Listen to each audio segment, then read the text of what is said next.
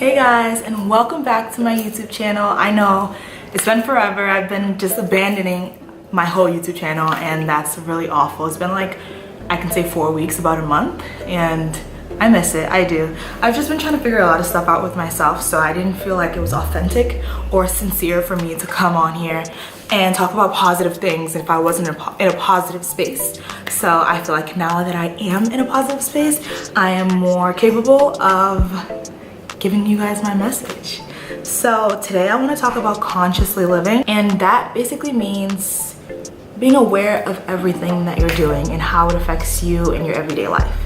And I have been trying to take that more seriously with myself and how I go about my days. First, I would like to start off by how I wake up in the morning.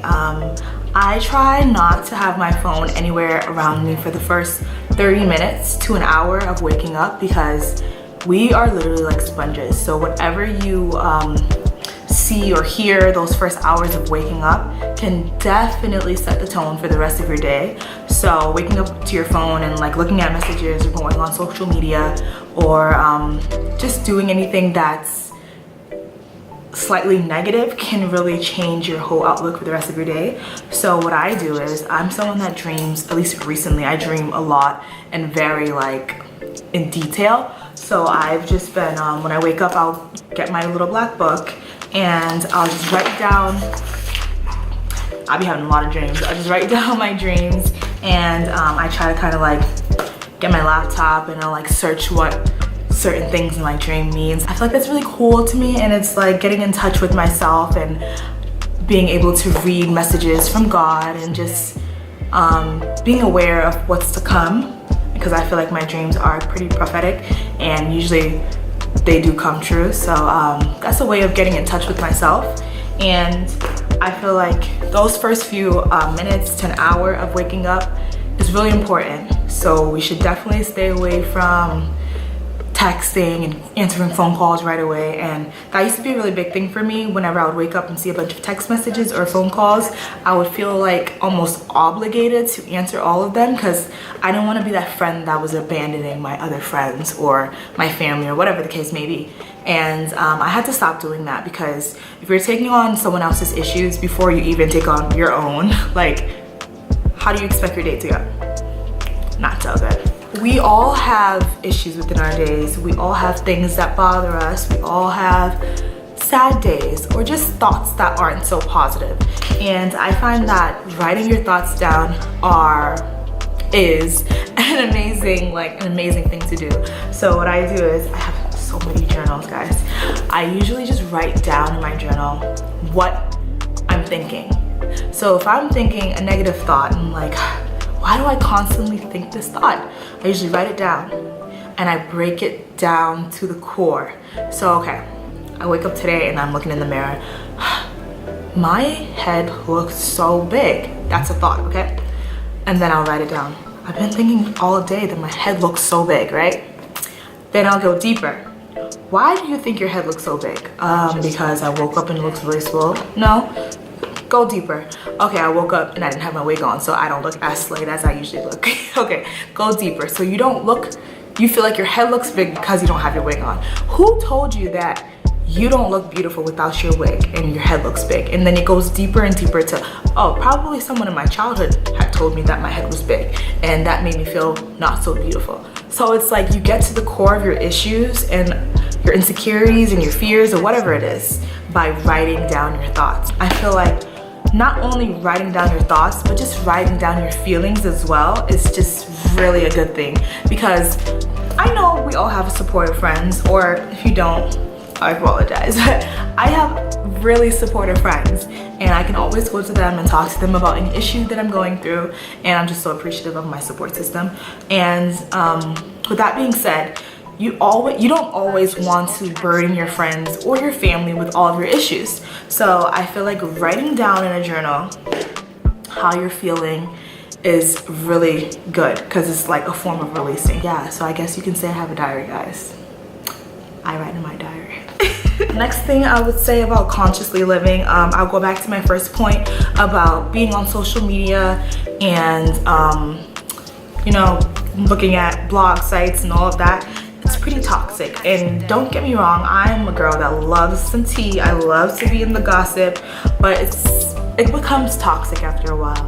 And it's something about seeing people not doing so good in their lives that makes us feel better about ourselves. And I feel like that's not so good. That's not just a good way to live. Because we are sponges and we just take on things subconsciously, like you're not even realizing what you're taking in. We have to be conscious of what we're, reading, what we're watching. I've personally deleted all of those blog sites like the Shade Room, Gossip, what's another one? You guys know the blog sites. And here and there I'll see them on my popular page and I'll go and I'll peek and I'll see what's going on, but I personally don't follow it because it's just really toxic. And gossip sites, they're not really talking about the positive things. They're usually just talking about the negative things because it's entertaining. And with TV as well, I try not to watch a lot of the reality shows. Trust me, I used to be into the Basketball Wives, Love and Hip Hop. Oh my god, I used to be such a Love and Hip Hop shorty. But I feel like, I don't know if it's just me, but they're just so scripted now, and it's just like really trying to be problematic. They're really trying to find issues. Like there's just never a positive episode. Like you don't see a positive episode with positive things going on. Okay, and like I'll watch the Keeping Up with the Kardashians because I've always been a fan since like day one, and like I feel like that's one of the only ones I'll watch because you do find episodes that are positive. So I feel like there's leeways in this, you don't have to like cast everything out of your life and like become this positive guru, but it is a way of becoming more conscious of your surroundings and what you're consuming and all that good stuff. So, and then another thing that I do, because I'm someone that's really anxious and I have a lot of anxiety and I'm always like nervous in the brain and I'm always just feeling like I need to do more. So when I start to feel that way and I feel like there's just a lot of things that I need to do, I just write it down in my little like notebook. And this used to be my journal, but now it's like my journal slash like to-do list book. And I kind of just write things down that are going on in my brain. Like this is just a book that I just go in and I jot things that are going down in my brain, and I jot like my list of things that I want to complete. So I feel like this is just something that we should all have. It could be a smaller one that you can just throw in your bag, you know what I mean?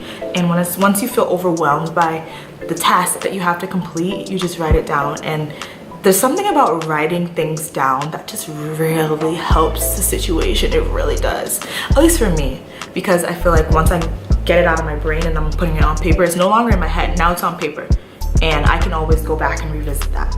So it's like, it's not on my head anymore, it's in a book. Get what I'm saying? So yeah, that's a really big thing that I do. Another thing I try to do is I purchased this writing book. Actually, one of my close friends, Jason, bought it for me. I love it. It gives you a writing prompt. So okay, this one says, what is your favorite way to spend a lazy day? And you can literally just freely write how you spend your lazy day. And I don't know, I feel like this is just getting to know yourself. And I feel like a lot of us just don't know who we are. We just don't. We're surrounded by so many people. We're doing so many things on our phones and our laptops that it's just like we have come so far away from ourselves. I can't count how many times people have asked me, tell me about yourself. And I just so stuck. And it's like I talk about a lot of things with my career and things I aspire to be, but I can never really say who I am, and I found that to be a problem. And I'm taking that problem and trying to find a solution to it. So this video, I just wanted to tell everyone that we should just be living more consciously and just being more aware of the things that we're doing in our everyday lives, because it is the little things that we do in our daily days, in our daily lives, that really affect who we are as people. I mentioned in my last video that we should be conscious of how we're speaking to ourselves and how we are treating ourselves and all of that, because you want to be nice to yourself so that people can treat you nicely. These are all things that are just being conscious. I hope you guys really like this video, and I hope these tips really do work.